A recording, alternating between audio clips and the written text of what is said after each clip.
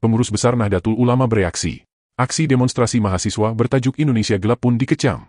Gelap dari mana? Kata Yahya Khalil Stakuf atau Gus Yahya.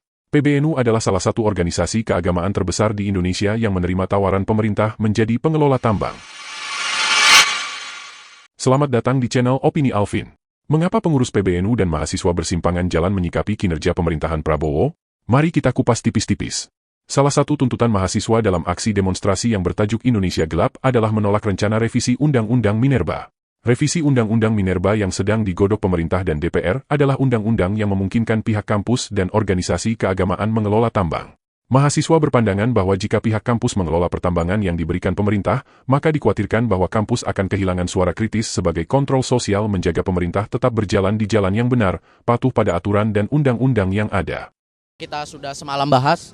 Contohnya itu seperti cabut pasal dalam RUU Minerba, yang dalam arti itu memungkinkan perguruan tinggi itu tuh melanjung tinggi. Jadi kampus itu tuh ruang akademik, jadi bukan untuk tempat untuk ajang untuk mencari keuntungan dalam bisnis dan segala macam. Ini ada di UU nomor 12 tahun 2002. Karena bahwasannya penyataan perguruan tinggi ini harus menggunakan independen, riset, bukan berorientasi itu pada bisnis. Namun lain mahasiswa, lain juga organisasi keagamaan. Dalam sidang uji material Undang-Undang Minerba yang diajukan oleh pemohon warga yang bernama Vega Felix, Mahkamah Konstitusi pada tanggal 13 Desember 2024, menghadirkan beberapa perwakilan organisasi keagamaan untuk dimintai pendapatnya tentang rencana pemerintah melibatkan organisasi keagamaan dalam pengelolaan tambang. Pengurus Besar Nahdlatul Ulama yang diwakili Ketua PBNU Ulil Absyar Abdallah berpendapat bahwa PBNU siap dan menyambut baik rencana pemerintah tersebut. Lebih jauh, Ulil berkata, selama ini, pihak yang menikmati konsesi pertambangan dan sumber daya alam yang dimiliki oleh negara umumnya korporasi. Korporasi menjadi pondasi penting dalam ekonomi negara. Tetapi, konsesi tambang untuk ormas keagamaan adalah sebuah terobosan untuk melakukan pemerataan pengelolaan sumber daya alam secara lebih adil. Sudah saatnya penerima manfaat dari pengelolaan tambang diperluas cakupannya, sehingga ormas keagamaan yang telah memberikan kontribusi bagi negara dalam bidang pendidikan menjadi tepat sekali diberikan kesempatan pengelolaan ini.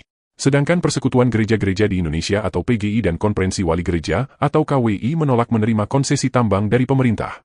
PGI yang diwakili oleh Christiana Chelsea beralasan bahwa pengelolaan tambang secara besar-besaran dan tidak terkendali oleh pihak-pihak yang tidak berkompeten berpotensi merusak ekosistem dan keseimbangan bumi. Perilaku itu bertentangan dengan ajaran agama yang diutus ke dunia untuk memelihara perdamaian bukan hanya antar sesama manusia, tetapi juga dengan makhluk yang lain. Senada dengan PGI, Konferensi Wali Gereja Indonesia atau KWI juga menolak dengan pertimbangan bahwa KWI hanyalah organisasi yang dikelola untuk tujuan karya pelayanan peribadatan dan bukan untuk maksud mencari keuntungan dan kekayaan duniawi. KWI yang diwakili Martin LP Jenarut berkata, baik dalam aspek sumber daya alam, kompetensi, maupun dalam tata kelolanya. KWI memilih melakukan kegiatan-kegiatan usaha yang dapat mendukung pelayanan, peribadatan, serta karya kemanusiaan.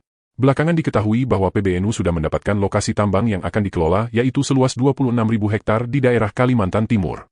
Tanah, hutan dan gunung seluas 260 juta meter persegi yang selama ini menjadi tempat berburu, mencari rotan, sayur dan kayu bahan bangunan oleh warga lokal serta menjadi rumah jutaan satwa liar lainnya tidak lama lagi akan menyisakan lubang-lubang ranjau yang siap menelan korban kapan saja. PBNU kemudian membentuk badan usaha yang diberi nama PT Berkah Usaha Muamalah Nusantara yang akan bertugas mengelola wilayah tambang yang menjadi bagian mereka. Namun bukan soal kerusakan alam yang menjadi kekhawatiran para mahasiswa menolak pemberian izin tambang ke kampus. Mahasiswa mengkhawatirkan hal lain yang lebih besar dari itu.